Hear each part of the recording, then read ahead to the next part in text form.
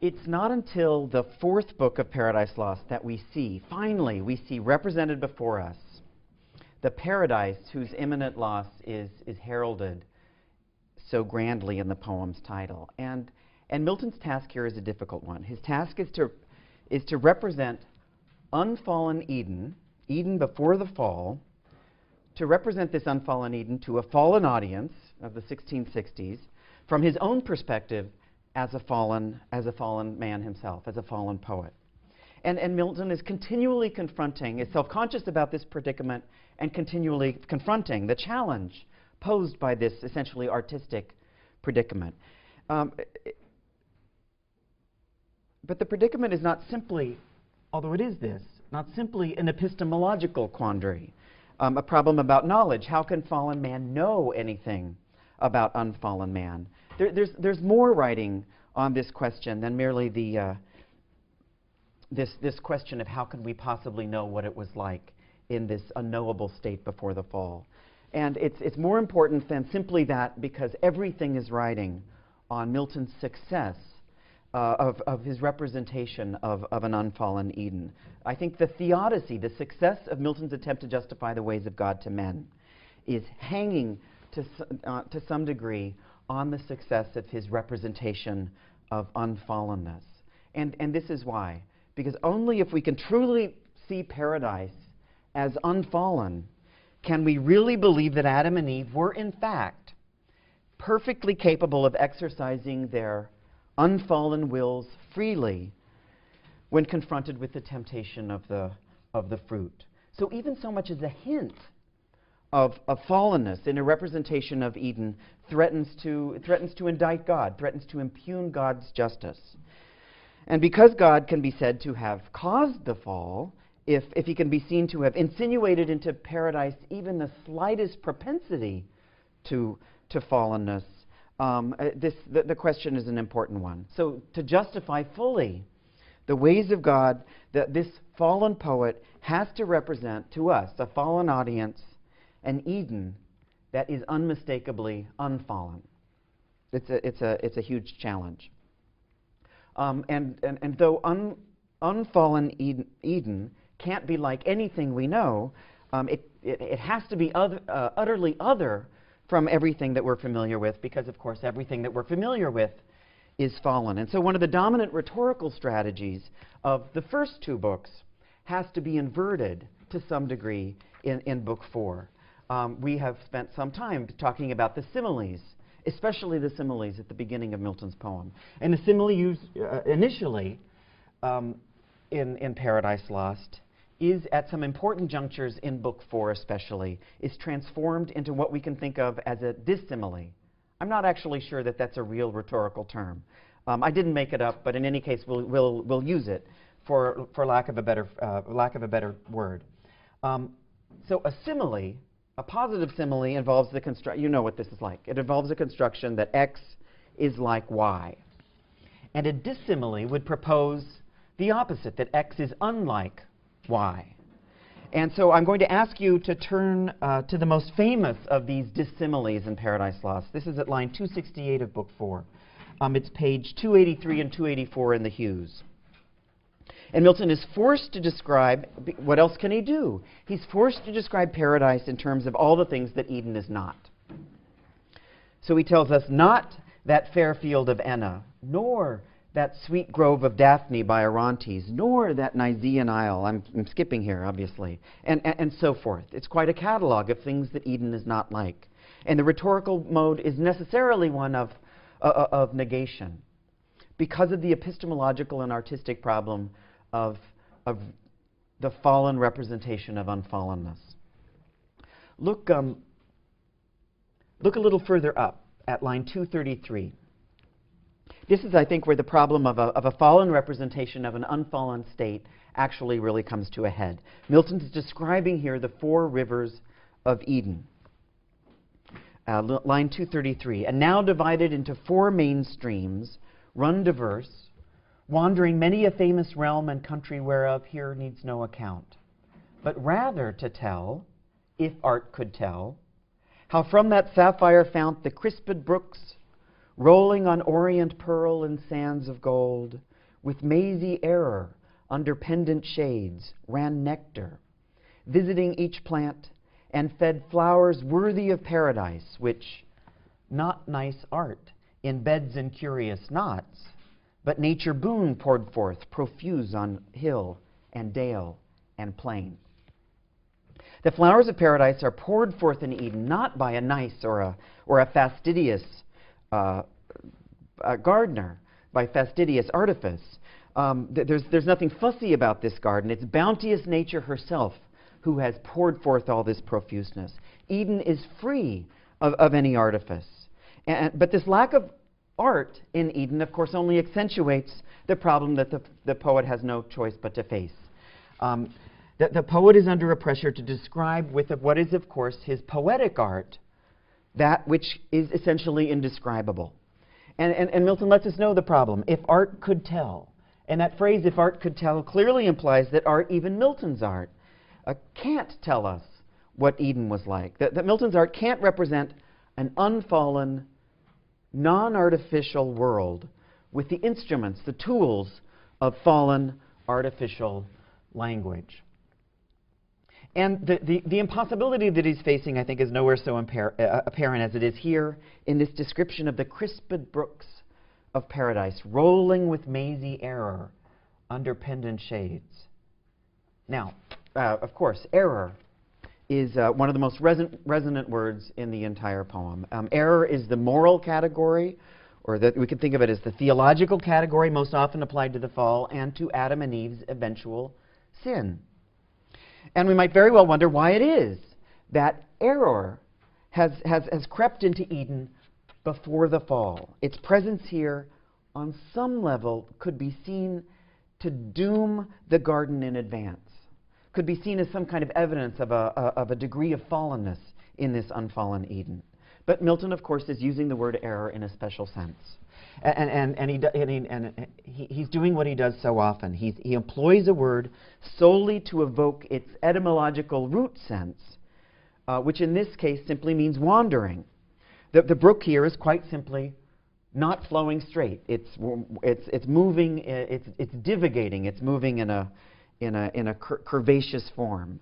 And Milton is working consciously to exclude the moral significance that this word error had acquired later in its etymological history.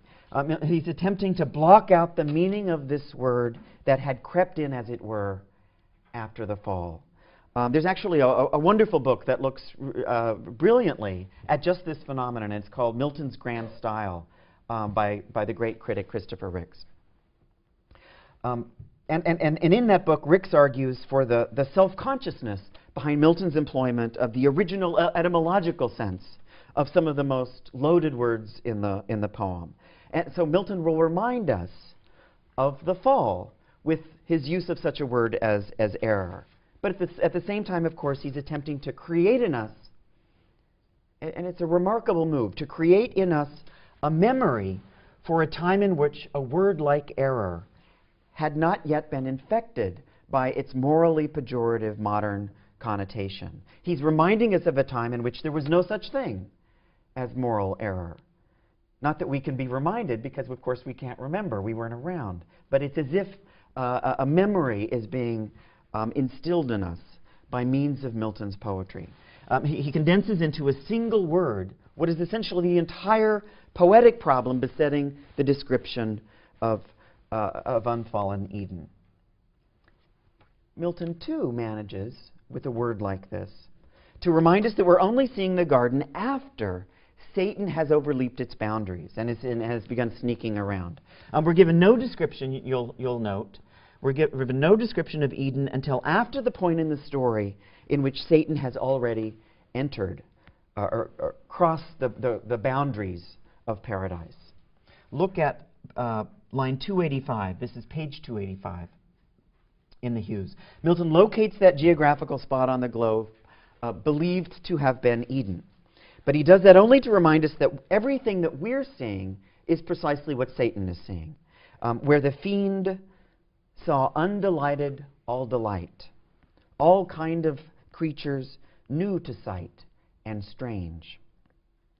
And Satan's presence is important here because he reminds us that we too we're in a position of seeing undelighted all delight. We share his pained alienation from the innocence of the garden.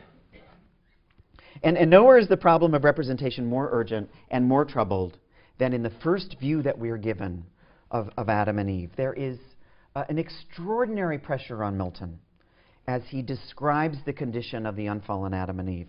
And that pressure would unquestionably, I think, have been felt by the poem's original readers. Milton's description of Adam and Eve, and in this respect, it is like what I take to be nearly every 17th century description of Adam and Eve. It is necessarily a political statement. It's an account of the account of the first society. And as an account of the first society, Milton's Eden has to establish something like the ideal against which all current, all fallen societies have to be judged.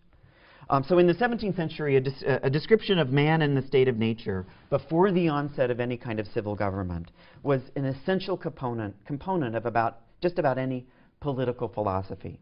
You couldn't forward a political vision without forwarding at the same time an image of a society before the onset of government. And the most important political philosopher of mid-17th century England is Milton's slightly older contemporary, Thomas Hobbes, and he had founded his vision of politics, which was a decidedly authoritarian vision of politics, on just such an account of a nearly unrecoverable, unrememberable past. And so in Hobbes's Leviathan, Hobbes conjures an image of the original man and the state of nature that serves as the foundation for his political wisdom, for his truly outrageous thesis that the only viable political institution is that of an absolutist monarchy. And I say it's outrageous, perhaps because it's so incredibly compelling. It's very hard not to be converted to a terrifying form of authoritarianism when you read Hobbes's ironclad prose. So in the famous chapter 13 of the first book of Leviathan, this was in the packet, Hobbes describes the riotous mayhem constitutive of life before the onset of political institutions. And so interestingly and importantly here, Hobbes is forwarding a kind of secular argument. This isn't theological, and so he doesn't return us to the Genesis account of Adam and Eve. His is the state of nature. He tells us it's just like the one inhabited. It's America. It's the one inhabited by the savages of the Americas. But the purpose of the Hobbesian account is directly analogous, I think, to Milton's purpose in describing Eden. For Hobbes, men in the state of nature are all equal. The state of nature is an egalitarian one. And Hobbes does everything he can do. It's egalitarian even with respect to sex. And Hobbes does everything he can do to demonstrate the dangers of this natural egalitarianism. Because Hobbes tells us all men and women were created equal, there's no authority to keep them in place. There's no authority to keep them from what would naturally just be a perpetual state of strife. And so Hobbes explains in chapter 13, without a common power, and by common power he means a king, a prince, a tyrant, it doesn't matter, someone. Without a common power, man is in the state of war, and such a war is of every man against every man. And he continues, and the life of the natural man, and this is surely the most famous and the most glorious sentence in all of Hobbes's remarkable Leviathan, and the life of the natural man is solitary, poor, nasty, brutish, and short. And so for Hobbes, the egalitarianism established in nature is obviously unsatisfactory. It has to be corrected. And so we have to construct some kind of governmental structure, a polity, whereby we submit ourselves to an absolute ruler, a monarch or a tyrant, it doesn't matter. And Hobbes's Leviathan must have been deeply troubling to Milton, who devoted so much of his career to the critique of just the kind of absolutist government that Hobbes is championing. And I think there are a lot of signs in Paradise Lost that Milton is countering his great contemporary Thomas Hobbes. Now, one of the advantages of writing about Eden was that a description of paradise, as I've suggested, was something like an implicit model for a political philosophy. It's certainly in Milton's hands. And so Hobbes had used his description of the state of men in the state of nature to forward his authoritarianism. And so Milton has to use his description of the first couple to forward his cause, which is essentially that of republicanism or some kind of non-monarchic government. And Adam and Eve have to be able to form a successful society alone, a successful polity on their own, without the dictatorial intervention of any sovereign power. This is crucial for what Milton needs to be able to argue politically. So what exactly are Milton's politics? It's been a while since we've visited this topic. We haven't really discussed Milton's politics since we looked at the 1644 Areopagitica, and a lot, I'm sad to say, has changed since then. In Areopagitica, we saw Milton affirm what was essentially the general equality of all human beings. This was an implicit argument that all individuals have been endowed by God with reason, and that they are all equally capable of choosing and reasoning for themselves. But in the 1650s, Milton had grown considerably less optimistic in his sense of the equality of all men and women. The average individual in England, for Milton at this point, didn't in fact seem to be endowed with quite as much reason and capacity for rational choice as Milton felt that he was capable of, or as Milton felt that he and his fellow Puritan revolutionaries were capable of. So many of Milton's backsliding countrymen wanted their king back. A devastating cultural fact for Milton. And so Milton began to develop something, a new political philosophy, and it's something like an aristocratic philosophy of political society that places superior, more rational, more spiritually minded beings, people like John Milton, at the top of the society, and they are necessarily above less rational, less excellent, less spiritually minded beings who are obviously in a lower stratum. And so Milton's later political philosophy sketches something like almost a natural hierarchy in which the rational elite are in a position to guide and to offer some sort of authoritative wisdom to the less rational members of the society. And these less rational members ideally willingly yield to the superior wisdom and the reason of the rational elite. And it seems to be this later vision of a kind of naturally hierarchical society that forms the basis for the first polity, which is that of Adam and Eve in Milton's Eden.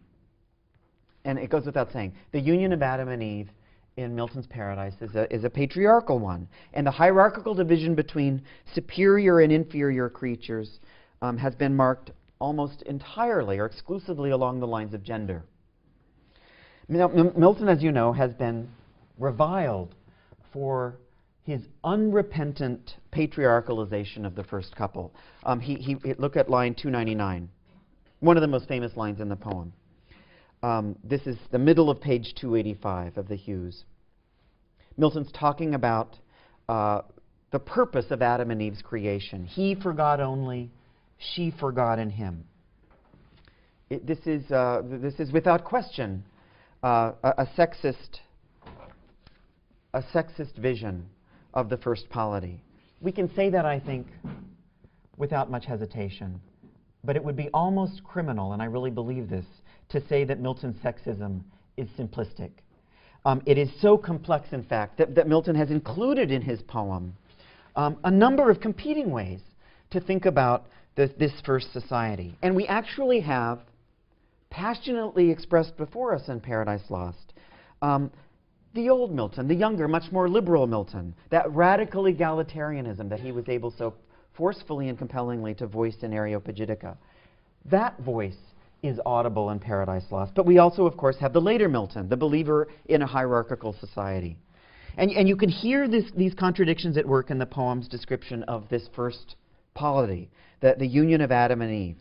So look a little further up on page 285. This is line 288.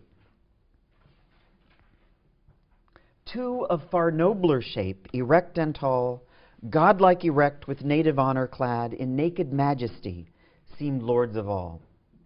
And worthy seemed, for in their looks divine the image of their glorious Maker shone, truth, wisdom, sanctitude severe and pure, severe but in true filial freedom placed, whence true authority in men. Now, it certainly strikes me to be the case that this first view that we get of Adam and Eve is an egalitarian one. They are both, in their naked majesty, they are both described as lords of all. But their seeming equality is a source of no small anxiety to Milton. And so we are told almost immediately, he can't take it anymore. We're told, though both not equal, as their sex not equal seemed. Well, of course, up to this point, their sex did equal seem. And it's here that Milton places an enormous amount of weight on this word, seemed, one of the most important words in Book 4. Seemed not equal to whom? The idea of seeming is always with respect to a perceiver, someone to whom something seems to be this or that. And it's with this word seemed that we're reintroduced to the subject of the fallen perspective on an unfallen scene, and reminded that we are not granted anything like a purview of Eden until after Satan has entered the garden. And in this description of Eden in Book 4 has in fact merely been tracing Satan's steps. And this description of Adam and Eve merely emerges now because this is the scene that Satan happens now to be looking at. Look at line 285. I've already referred to these lines. Where the fiend saw undelighted all delight, all kind of living creatures new to sight and strange. And then you have a colon. And then after the colon falls this long description of Adam and Eve. And it's possible, it's just possible, to read the entire description of the sexually hierarchized Adam and Eve as an account in something like indirect discourse of Satan's fallen perspective. If their sex not equal seemed, it's possible that their sex not equal seemed to Satan. And it's Satan, of course, we know this already to be the case, who is more concerned than any of the other poem's characters with problems of inequality. So this is naturally going to be the predisposition set of concerns that he brings to his vision of any polity.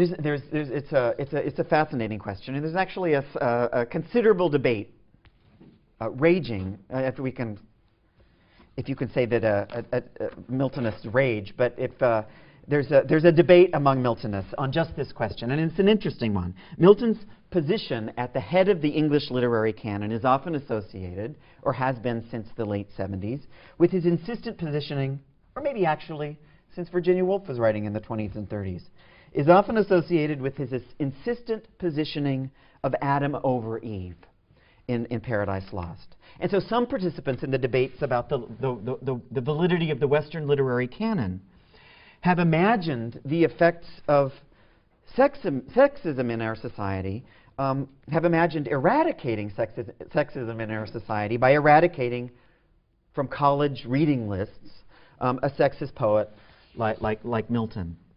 That argument is made, it's still forwarded today, and it's an argument that poses, as you can imagine, it poses an understandable threat to people like me, admirers of this poet. And you can imagine the number of Miltonists, it was really quite remarkable, who rallied around the textual suggestion that when Milton says he forgot only, she forgot in him, he doesn't really mean it. I think it was in the mid-'80s that a critic first hit on the theory that all of the description of Adam and Eve could be seen as merely an exfoliation of Satan's perspective. And there was a tremendous joy and excitement in the Milton community once that idea had been floated. It's as if the narrator is just reproducing for us the hierarchical imagination of Satan, whose perspective on Adam and Eve is the one that we're getting at the moment. And so we're able to say to ourselves rather comfortably and complacently that Milton isn't telling us that the social organization of Eden is sexist. Milton is telling us that Satan is sexist, and that patriarchy is essentially satanic rather than Miltonic. It's a depressing. I get depressed when I think of positions, critical positions like this. Whether you have the extreme position of Milton as the inventor and the prime perpetrator of misogyny on the one hand, or the counter vision of Milton as an early feminist on the other. The case is obviously more complicated than that, and it's more interesting than that, because it's not at all clear, just in the passage that we're looking at. It's not clear whose voice is actually authorizing these lines that establish the patriarchal parameters of unfallen society. Without a doubt, we have the narrator speaking here, and presumably he is representing something like the official line of the poem. But Milton does, in fact, go out of his way to situate the entire scene as an elaboration of Satan's perspective. Both of these things are true. And this passage, which has absolutely everything to do with with what Milton calls establishing the true authority of men, this passage refuses to establish its own authority. It refuses to announce itself as the product either of the poem's narrator or of Satan. And this it's a moment of textual instability, and it reflects the larger, I think it reflects the larger political instability that is threatening Eden, threatening the relation between Adam and Eve. And so it's worth asking ourselves, what is it about Adam and Eve that makes them seem unequal? Look at line 297. For contemplation he in valor formed, for softness she, and sweet attractive grace. Now how do we know this? We know it by their physical differences. We know it by the appearance of their anatomies. And more precisely than that, we know that they are different and unequal by means of our perception of their hair. His fair large front and eye sublime declare absolute rule, and hyacinthine locks round from his parted forelock manly hung, clustering, but not beneath his shoulders broad. Milton did wear his hair long, but he wants us to know that's part of the historical record, and he was very pleased with that. But he always wants us to know that it wasn't too long.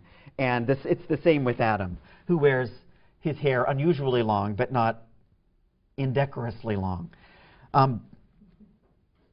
Round from his parted forelock, manly hung clustering, but not beneath his shoulders broad. She, as a veil, down to the slender waist, her unadorned golden tresses wore disheveled, but in wanton ringlets waved, as the vine curls her tendrils,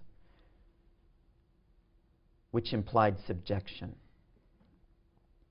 Now, I'll bet that we can all agree that a description of their hair is not what we were expecting at this moment. Supporters of patriarchy or of the superiority of men have always enlisted anatomical differences, the anatomical differences between the sexes, as proof of man's rightful ability to subject or subordinate woman. And a fact central to the patriarchal prejudice, as you can imagine, was the strength, what it's often seems to be the strength differential between men and women. And so if Milton had imagined a cosmos, that privileged physical strength, then I think we would have no choice but glumly to accept the fact that Adam is indeed superior to Eve. And you could imagine how an argument like this could have played out in the pages of Paradise Lost. If Milton could easily have argued that human excellence could be determined by the sheer number of shrubs that Adam and Eve were able to prune on any given day. And so in such a world, Adam would be able to prove his superiority. But physical strength, and this is important, means absolutely nothing in Paradise Lost. And in fact, if anything, Milton is always denigrating the importance of physical strength. So why, okay, given that, we still have to ask the question, why try to argue for the inequality of the sexes on the basis of hair length? I presume that none of you have had children, but you probably still know nonetheless that men and women, or boys and girls, are not born with distinct or distinguishable heads of hair. at least until male pattern baldness sets in, the hair of men and women aren't distinct or distinguishable. And if anything, male pattern baldness simply gives women an edge. And if Milton wanted to use hair as a natural sign of sexual difference, he should be discussing, I would think, he should be discussing facial hair. Adam's superiority presumably could be evinced by his commanding beard. We could imagine Milton doing that, something that Eve lacks by virtue of her anatomy. But the hair on the head, this doesn't make any sense. The hair on the head is, in fact, one of the few anatomical features that is absolutely gender neutral. Our hair is gendered by virtue of the barber, not by virtue of the creator. Which brings us to this fact, which we all know, the obvious, which is what every obstetrician knows. The obvious distinguishing anatomical characteristic is genitalia.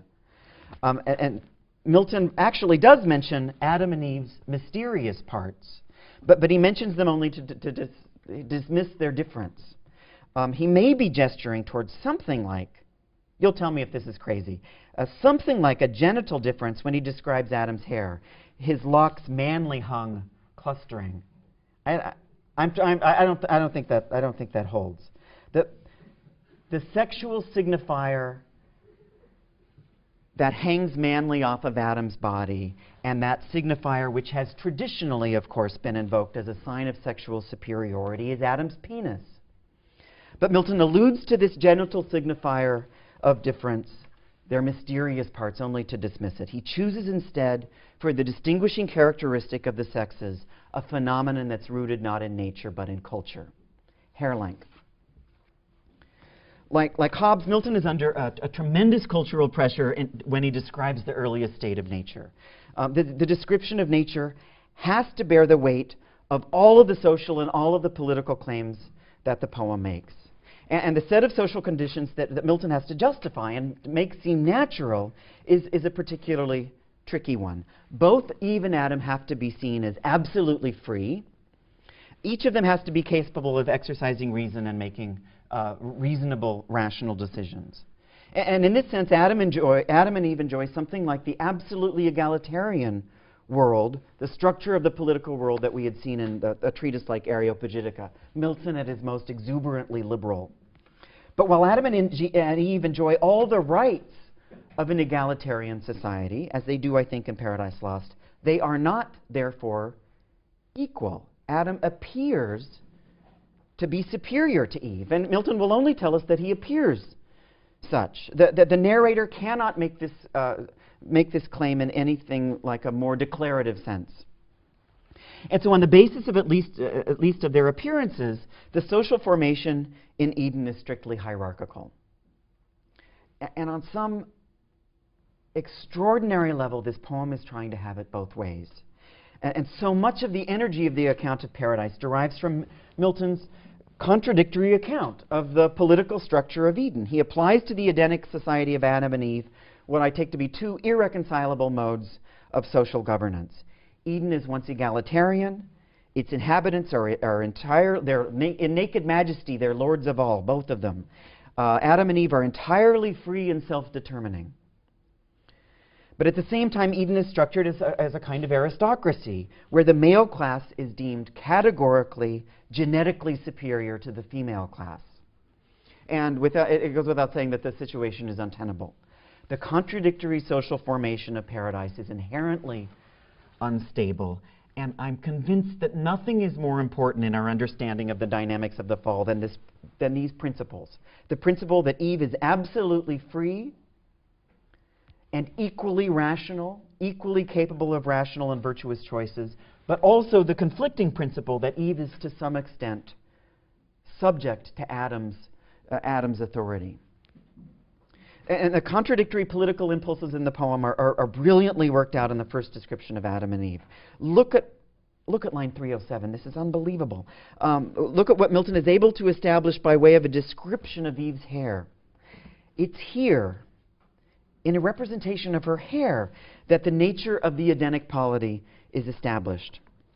So Eve's golden tresses waved as the vine curls her tendrils, which implied subjection. but required with gentle sway, and by her yielded, by him best received, yielded with coy submission, modest pride, and isn't this a beautiful line? And sweet, reluctant, amorous delay. The conflicting politics of Eden are best captured by means of the rhetorical strategy of oxymoron, or the contradiction in terms. Milton packs this description of the first couple's. This is essentially a kind of erotic play that's being described before us, and it's packed with oxymoronic descriptions. And Milton's trying to communicate the incredibly delicate political balance of this hierarchical society. This society may be hierarchical, Milton is telling us, but it's not authoritarian. Eve may be subject to Adam, who holds authority over Eve, but her subjection, because she's free, her subjection is required with a gentle sway. And no sooner has Adam exercised his authority by gently swaying Eve, then she willingly yields to him, exercising her free capacity for consent, her capacity to choose to be swayed by her superior. So Eve's hair seems to imply subjection, but Eve's hair also seems to imply freedom and a kind of resistance to subjection. Eve yields not with submission. Milton would never permit himself to say that. Eve yields with a coy submission.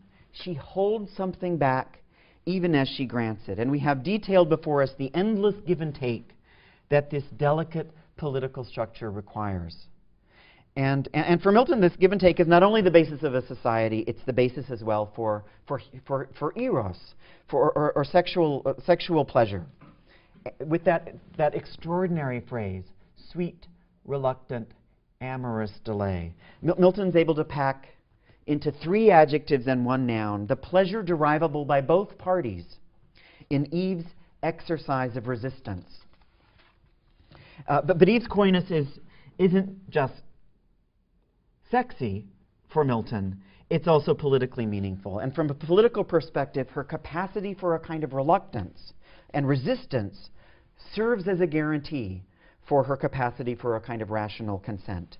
And it's also theologically resonant. From a theological perspective, Eve's willingness to resist, to delay, constitutes a guarantee of her divinely granted free will.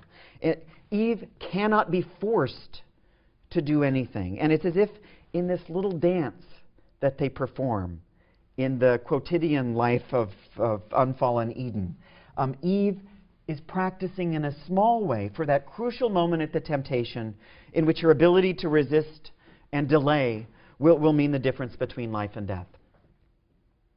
Now, we as readers find it difficult, I think, we should at least find it difficult, to found a theory of hierarchy on something so fragile and so easily alterable. You can tell I just had a haircut yesterday.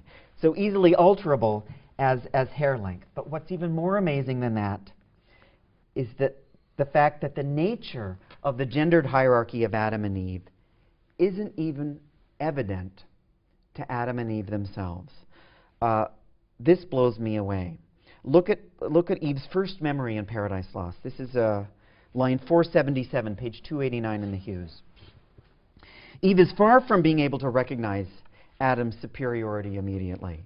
And for Eve, there's certainly nothing in the length of his hair that suggests that he might enjoy a kind of authority over her. And in fact, to Eve, Adam seems to be a noticeably inferior creature when she compares him to that image of herself, that beautiful and responsive image of herself that she had found in the pool. This is line 477. She tells Adam, till I espied thee, fair indeed and tall. She grants him that he's tall, under a platen, yet methought less fair, less winning soft, less amiably mild than that smooth, watery image. It's like the dissimile of the fair fields of Enna. Adam can only be understood by what it is he lacks. And indeed, it's a lack of anything like a natural or self-evident sexual hierarchy that constitutes one of the central problems in Paradise Lost. Hierarchy is not a natural fact in Paradise. It's an arbitrarily imposed social institution. It's been imposed by God, but it hasn't been built into the structure of the natural world. And it's to Milton's great credit, and I really mean this, I mean this with the utmost seriousness, that he labors to expose the artificial cultural origins of the sexual subjection that at the same time he is championing and celebrating.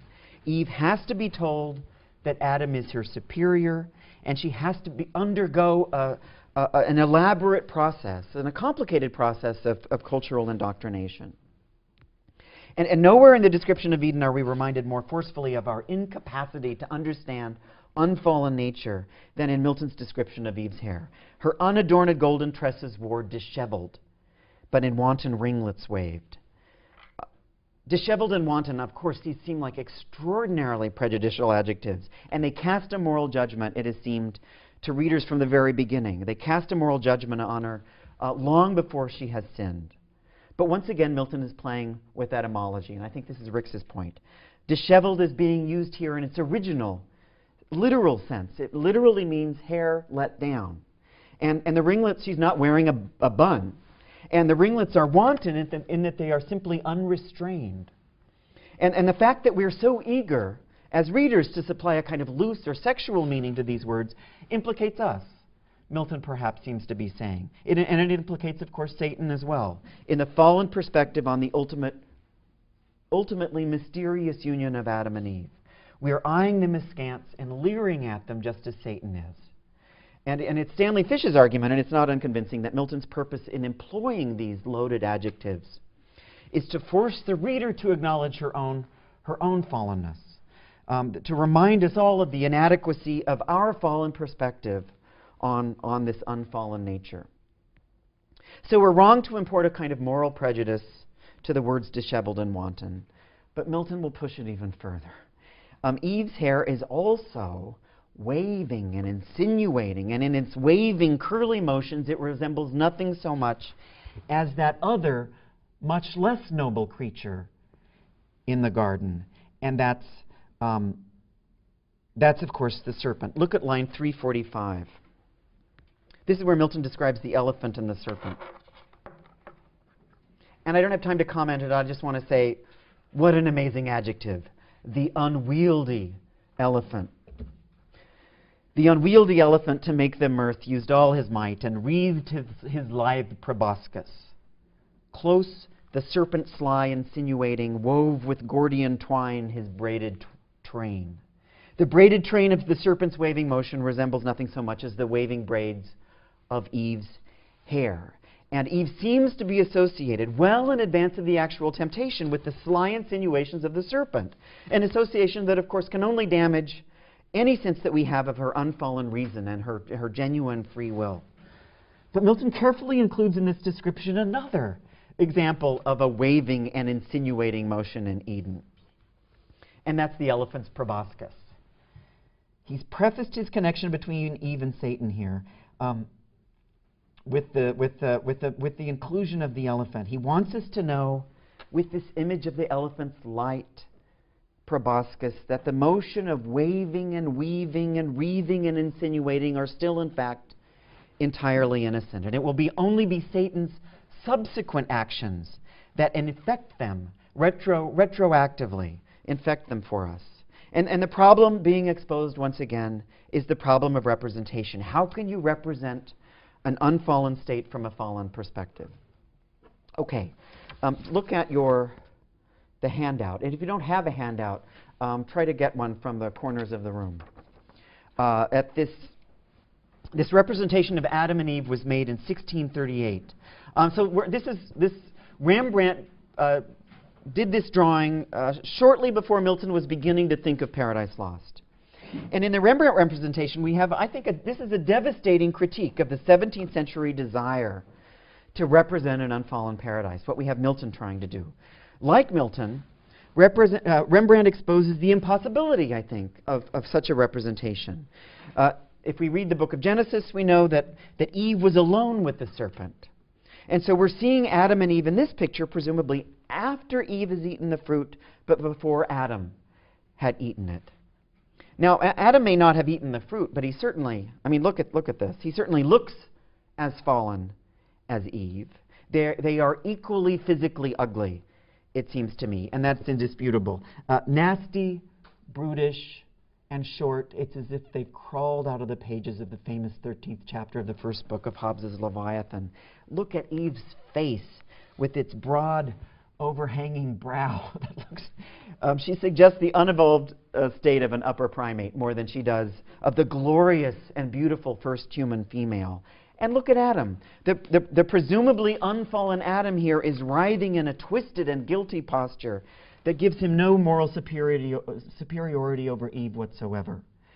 And if anything here, Adam's hair seems more wanton and more disheveled than Eve's. Rembrandt's Eden seems to be, must be very humid. There's a kind of frizzy split-end thing going on with both of them, and especially with Eve, but at least it's falling rather neatly over her head, which can't be said of Adam. And of course, the primary clue that this representation of Eden is imposing upon unfallen Adam a sense of fallenness comes from Rembrandt's shading of their genitals. And actually, in the original, you can make out their genitalia quite distinctly, but they're nonetheless shaded. And this is shaded.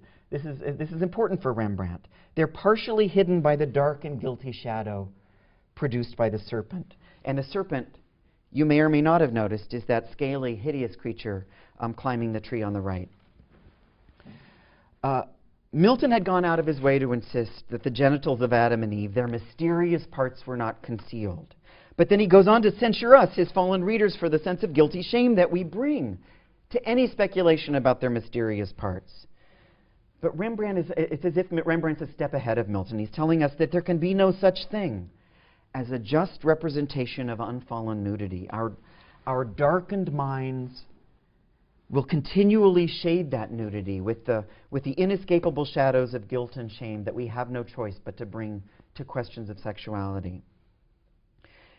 Rembrandt joins Milton in representing a scene that seems to lie somewhere. Both the Eden of Rembrandt and the Eden of Milton seem to lie somewhere between a fallen and an unfallen state.